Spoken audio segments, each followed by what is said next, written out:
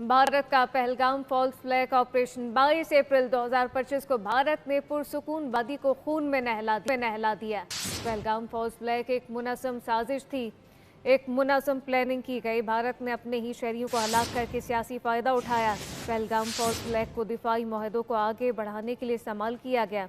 भारतीय हुकूमत ने दाखिली मसाइल से तवज्जो हटाने के लिए ये बाकायदा तौर पर एक पूरा ड्रामा रचाया था, जिसकी प्लानिंग की गई। मुनज़्ज़म अंदाज में भारत का पहलगाम फॉल्स फ्लैग ऑपरेशन 22 अप्रैल 2025 को भारत ने पुरसुकून वादी को खून में नहलाया।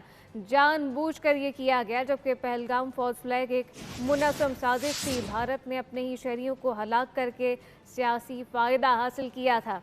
पहलगाम फॉल्स फ्लैग को दिफाई माहिदों को आगे बढ़ाने के लिए इस्तेमाल किया गया।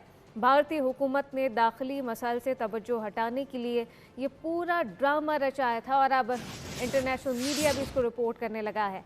भारत का पहलगाम फॉल्स फ्लैग ऑपरेशन 22 अप्रैल 2025 को भारत ने पुरसुकून वादी को खून में नहला दिया।